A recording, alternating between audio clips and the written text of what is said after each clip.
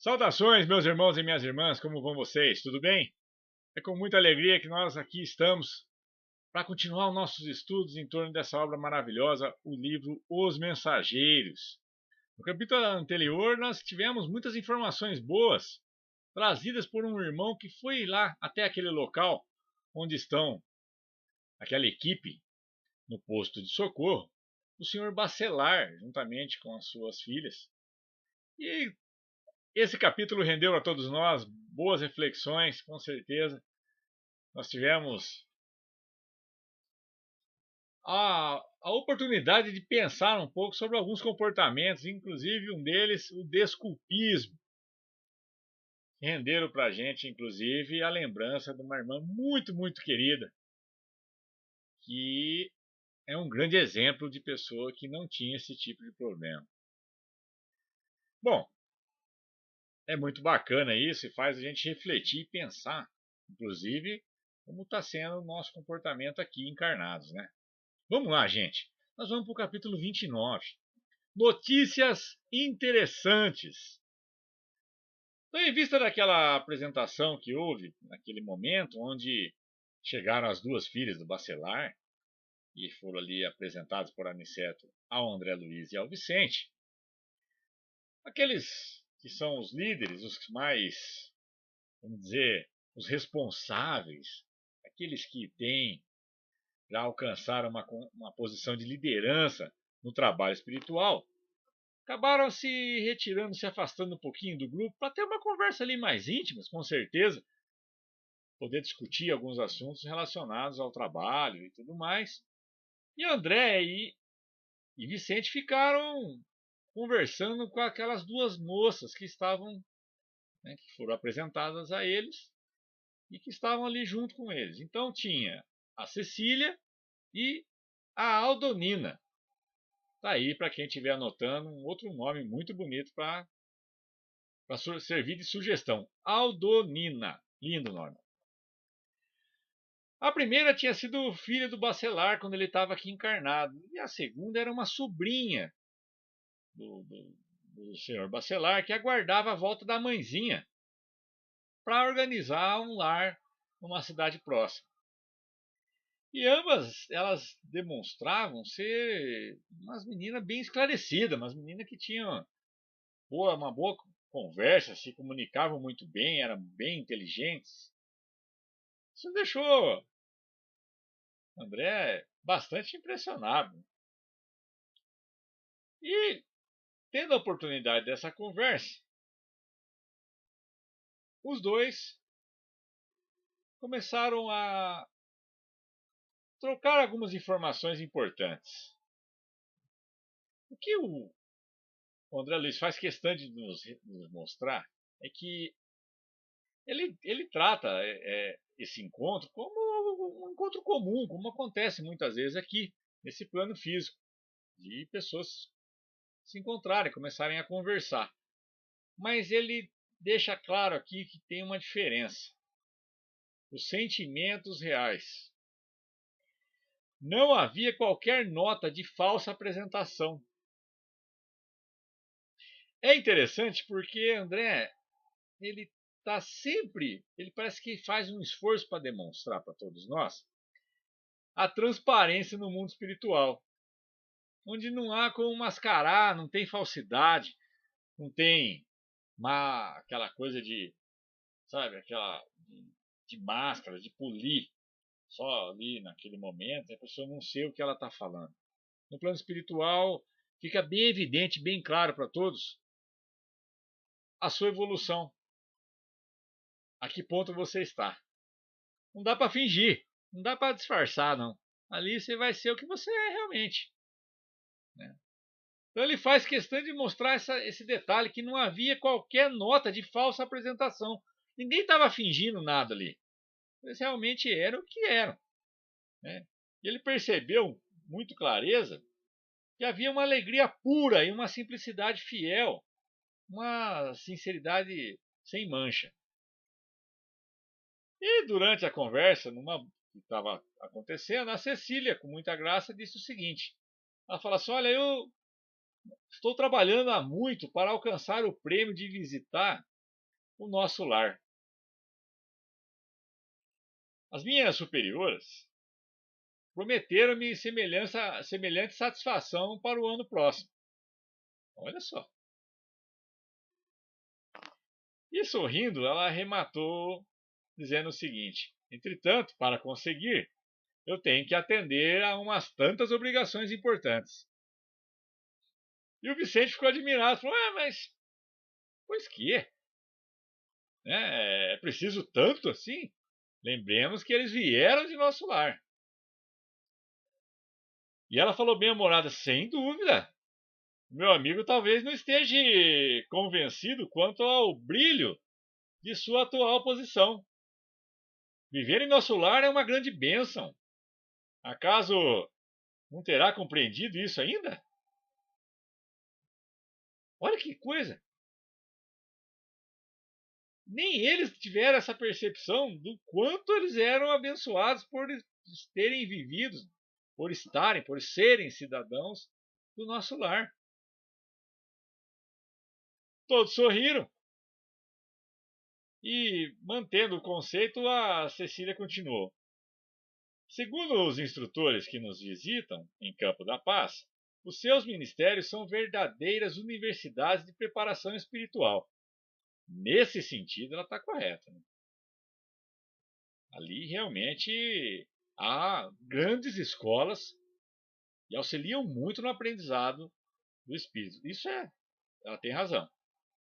E ela fala mais: o desejo educativo em vocês é imenso. Eu chego a crer que, para avaliarem a extensão de quanto bom é você estar em nosso lar, Jesus permitiu para vocês, e seria necessário viver alguns anos em nossa colônia, onde o trabalho ativo de vigilância e assistência é mais necessário, é mais exigente. Então ela quis dizer que era um prêmio realmente quem é de nosso lar. Morar em nosso lar é um prêmio, é um avanço. Aí o André falou assim: olha, em nosso lar nós temos igualmente grande número de sofredores. A regeneração é uma colmeia de milhares. E a Cecília falou uma profunda esperteza que ela tinha na observação. Ela considerou, ela falou assim: você disse muito bem quando se refere a colmeia, significando possibilidades de trabalho.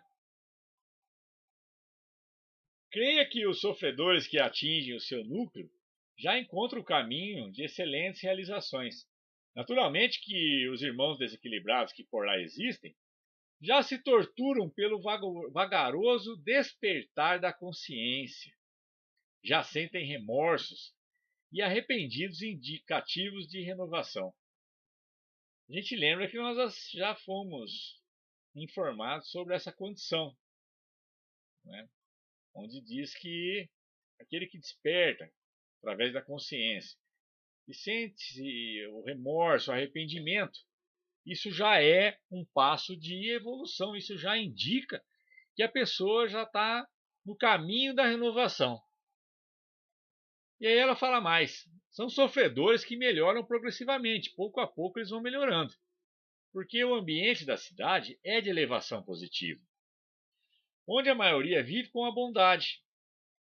A maldade da minoria tende sempre a desaparecer. Gostei dessa frase. Onde a maioria vive com bondade, a maldade da minoria tende sempre a desaparecer.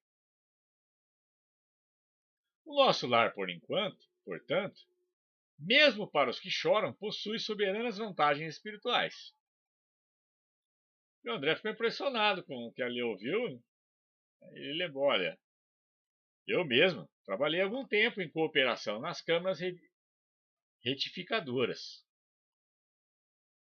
E a Cecília fala assim: eu já ouvi diversas referências a essa instituição.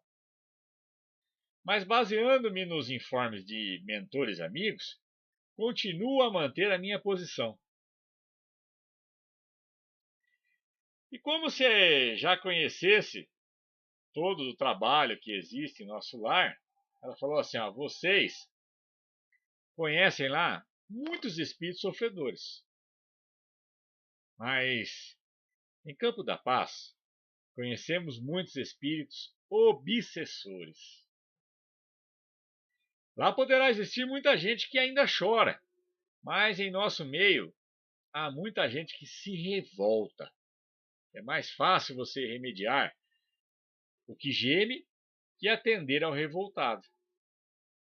Nas câmaras a que você se refere, vocês corrigem erros que já apareceram, dores que já se manifestaram.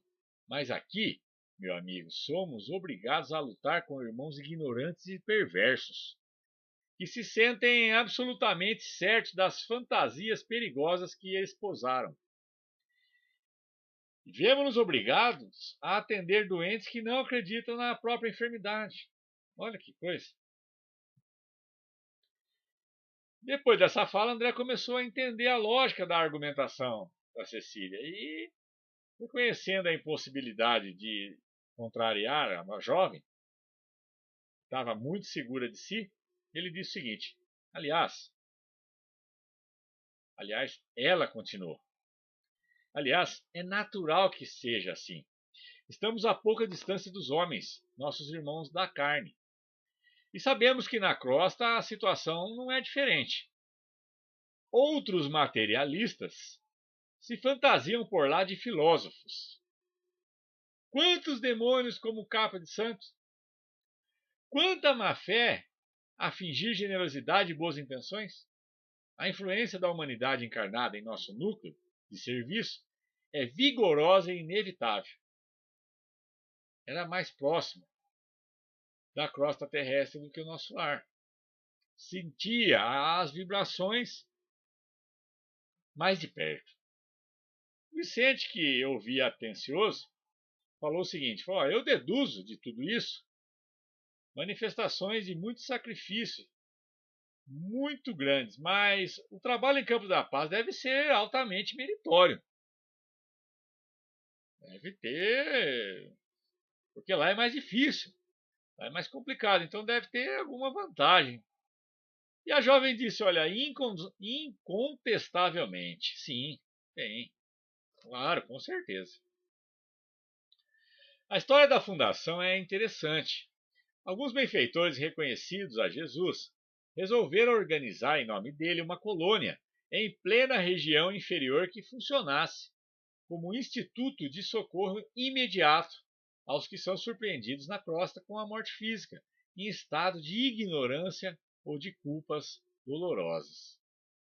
O projeto mereceu a atenção do Senhor e o núcleo se criou há mais de 2 séculos. Nem todos os espíritos envolvidos, no entanto, estimam o serviço nesse órgão de assistência constante.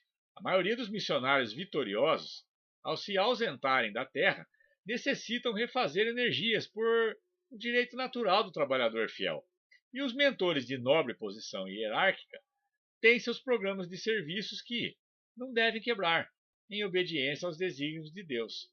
Desse modo, nosso serviço é ativo, mas nossas aquisições são lentas e devemos sempre esperar por cooperadores que se eduquem na própria colônia, em benefício geral. Ganha-se excelente compensação. Temos direitos a grandes valores intercessórios, mas, por isso mesmo, nossas responsabilidades não são pequenas.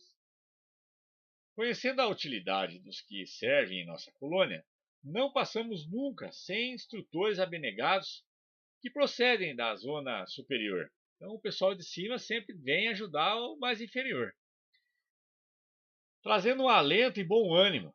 O que nós pedimos, com fundamentação legítima, nunca é negado. Então, eles são sempre atendidos no que são pedidos. E se demora um pouquinho o recurso, é que a gente ainda precisa ganhar o direito, né, o mérito de estar recebendo essa vantagem, né, esse atendimento. Quando você pede, ele é legítimo, como foi falado. Orientadores de nossas atividades prestam explicações que nos libertam de qualquer astúcia na espera. Eles não ficam ansiosos para receber o que eles pedem. Por isso, nosso grupo está sempre coeso e muitos preferem adiar certas realizações sublimes para permanecer ao lado de companheiros antigos, aos quais se unem um desvelado amor. O grupo não quer se separar. Parece até a gente, né? Um grupo que não quer se separar, que quer permanecer juntos. Os esclarecimentos da jovem deixaram André muito encantado, porque naquelas poucas palavras estava todo um resumo de lições sobre sacrifício e merecimento, o compromisso fraterno e a solidariedade compensadora. A sua família sempre viveu lá? O André perguntou. E a jovem explicou. Meu pai, há mais de 50 anos, foi socorrido pelos benfeitores de Campo da Paz. E, restabelecida a sua saúde espiritual, ele fixou-se na colônia com um razoável impulso de amizade e gratidão. Mais tarde, minha mãe reuniu-se a ele e faz precisamente 20 anos. Aldonina e eu fomos atraídos amorosamente por ambos, a fim de continuarmos ali no santuário familiar. Desse modo, trabalhamos ao lado deles desde a primeira hora. E André pergunta: e vocês têm muitos programas para o futuro? Cecília fez um gesto que lhe caracterizava o coração de moça sonhadora e disse o seguinte: tenho muitos projetos e problemas a resolver, mas estou aguardando a chegada de alguém que ainda se encontra na Terra. Olha que interessante. E o capítulo vai se encerrando, pessoal. Nós vamos ficar por aqui, tendo a oportunidade de continuar esses comentários maravilhosos que o nosso grupo tem feito, realizado, através do nosso WhatsApp, do grupo Reforma Íntima. Ô, gente, muito obrigado de coração por permanecer com a gente nesse estudo. Está sendo para mim uma experiência maravilhosa e eu espero de verdade estar realizando algo de bom para vocês. Vai ser muito bacana, a gente está chegando, está caminhando para o final desse livro tão legal e saber que tivemos essa oportunidade, que estudamos juntos essa obra tão bacana. Aqueles que não podem continuar conosco, gente, muito obrigado, viu? Vocês sintam-se abraçados na alma, que a gente possa ter a oportunidade de continuarmos esse estudo. E aos que podem, vamos ao nosso grupo de WhatsApp iniciar o nosso debate. Tudo bem? Obrigado, gente. Grande beijo no coração, que Deus abençoe a todos. Até o nosso próximo encontro, se Deus quiser. Tchau, tchau.